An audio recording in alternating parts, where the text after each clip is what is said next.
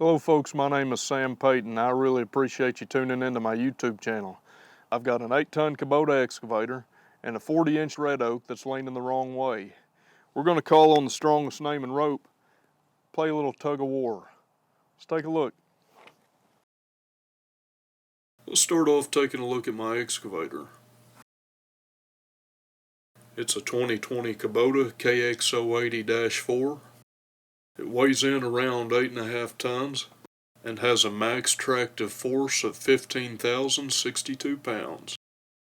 It's powered by the Kubota 4-cylinder 7 Series turbo diesel engine, and that engine puts out 66.6 gross horsepower.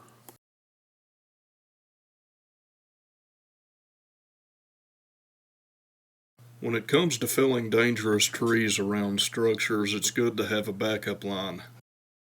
So the truck I pulled in for this tree fell was my 2018 Ford F450 chassis cab. It weighs in around 5 tons, outfitted like it is.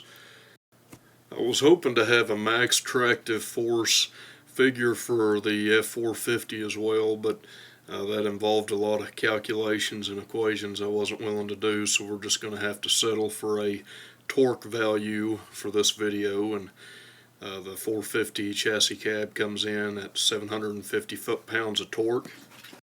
And that torque originates back at the Ford 6.7 liter Power Stroke turbo diesel engine that in this configuration is putting out 330 horsepower. Now the F450 is a stout truck, but the lack of weight on the rear axle and its all-terrain tires didn't give me enough confidence I needed for my backup line. And we already had the mini skid on site, so we decided to just throw another line in the tree. My mini skid is a 2018 Ditch Witch SK800. With the grapple it weighs in a little over 3,100 pounds. Now I thought I had saw a max tractive force figure for this model sometime back, but I couldn't track it down. An engineer at Ditch Witch sent through a figure of 4,790 pounds. They couldn't provide me with any documentation showing that. That's a pretty impressive figure for a machine weighing in just under 3,000 pounds. We'll throw a scale on it later. It's powered by a Kubota 3-cylinder 5 Series diesel engine, and that engine puts out 24.8 gross horsepower. We've looked at the equipment. What do you say we look at the tree? This red oak tree was just over 100 feet tall and 4.5 feet across at the cut. To date, I would say the largest tree I've ever felled. It didn't take long looking it over to notice that a majority of the tree's canopy, weight, and lean were directed right at the barn we wanted to save. Had the tree fallen on its own, there wasn't a question about it. That's exactly where it would have ended up. Fortunately for us, we had an excavator on our side. And not just any excavator, Kubota's largest, the KX080.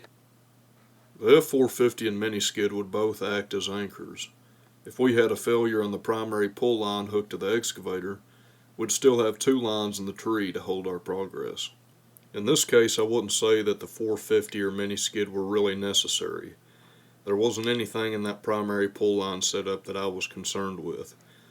I invested in new gear with high braking strengths to see that through.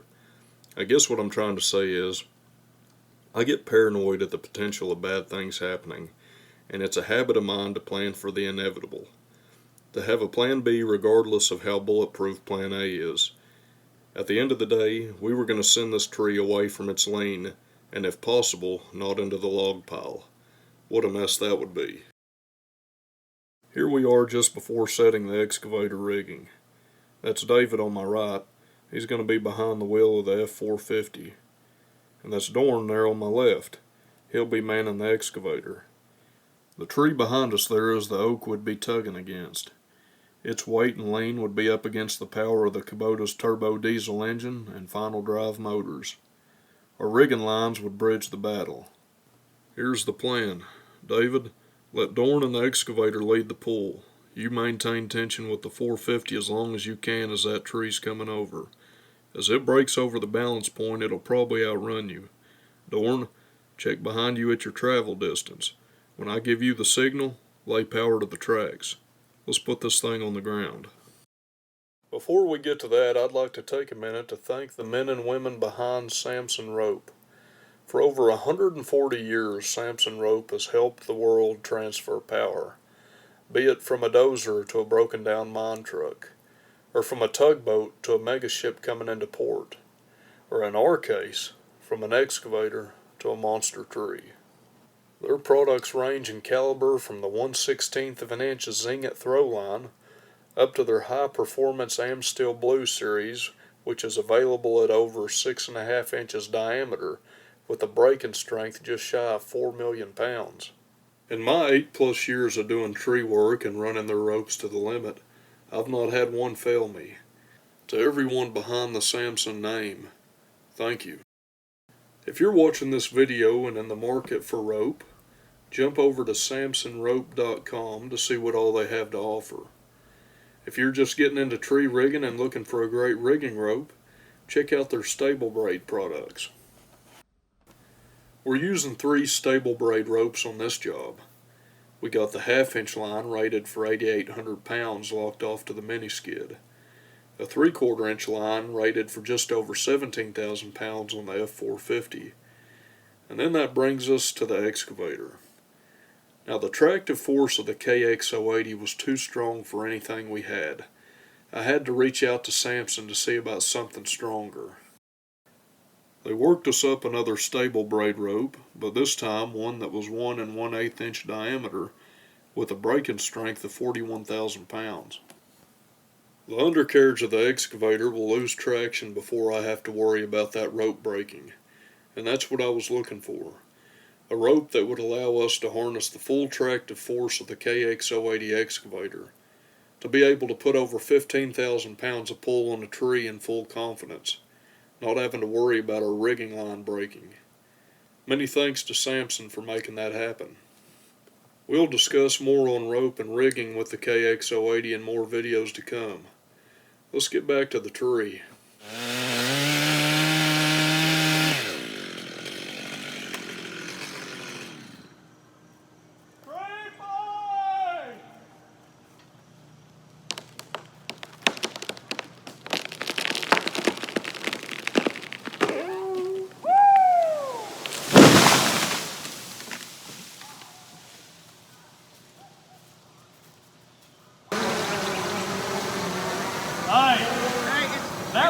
It's that far from the mini skid.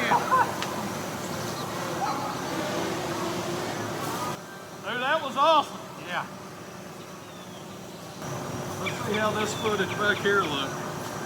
We got a little bit of fiber pull, but it's better to make sure you have enough hinge.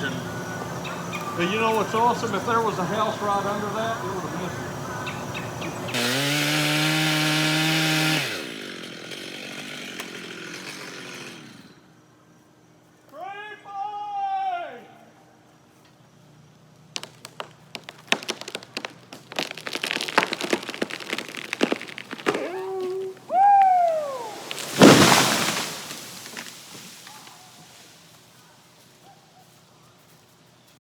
I hope you all enjoyed that. I know I did. I was pretty excited to see that thing fall on the path it did. It didn't fall exactly in the path of the primary pull line like I was hoping for, but considering all the weight on the barn side of the tree, I think we did pretty good. You can see a change in the tree's path after the notch closes and the hinge breaks free. I could have notched more towards the creek to counter this, but from my experience it's best, when you can, to notch your tree right in line with the direction of your primary pull. That way your equipment is in tune with the hinge as it brings the tree over. Looking from overhead here, I can see that my notch isn't perfectly aligned with my excavator. There's a lot of areas I could have done better on with my saw work, and we could talk about it another 30 minutes if we wanted to, but overall I'm happy with where we ended up. We saved the barn, missed the log pile, and with the tree on the ground we could move on to the heavy work.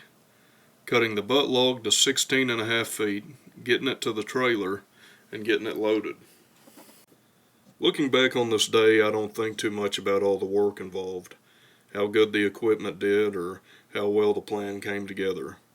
I think about how blessed I am and the time I get to work alongside my friends, and in that time, accomplishing something great. Next time on the Tennessee Frontier, we put the Kubota KX080 up against the largest log to date, measuring in at 16.5 feet long and over 8,000 pounds.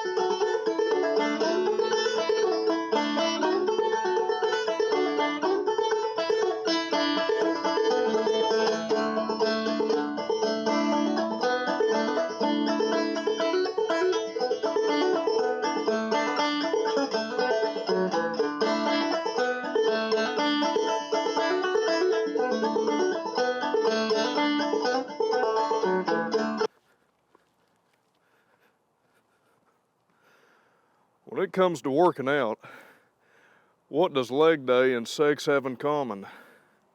When done right, you can't walk for days. This makes me wonder why I'm walking all right. All right, let's see how this is doing. How's this look? All right. No, I don't like it. Right into the friggin' light. All right. Now, before all you mothers out there get pissed off at me for not holding your baby, this thing won't throw up on me, so there's that. Anyway, hey, one other thing. This rope weighs a lot. I think altogether this 200-foot spool is about 100 pounds, so, you know, it's actually, folks, that's not too bad once you get it up there, assuming that you don't slip and fall. I appreciate you tuning into my YouTube channel. Had to come right then, didn't it?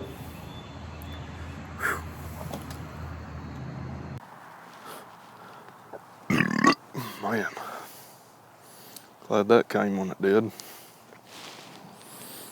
And took my wire in.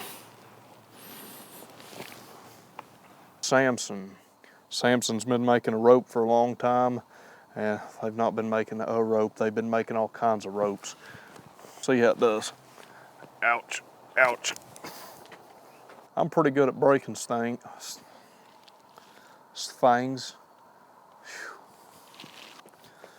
Hello folks, my name is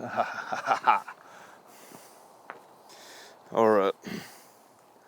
You are the best. You are a master. You are great at this YouTube stuff. You are the man. Keep telling yourself that. You are the man. Woohoo, yeah. We got a big old rope. We're gonna do good with this. It's awesome. Let's get it done. All right, folks. Thank you for tuning into my YouTube channel. That's the stupidest introduction I think I've ever done.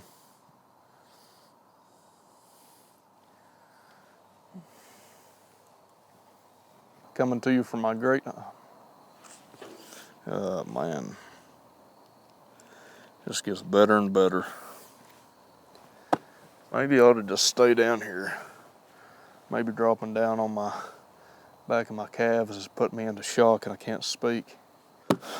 All right, folks. Let's just sit here and bounce all day. That was real smooth, wasn't it? Yeah, let's just keep doing that. Today, my name is Sam Payton. Nope. You're tuning into my YouTube channel. My name is Sam Payton. Nope, that ain't gonna work either. Hello folks, my name is Sam Payton and I really appreciate you tuning in to... Now let's start over.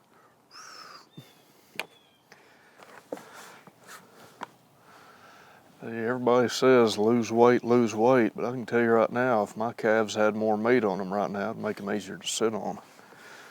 This is rough. Lose weight, lose weight.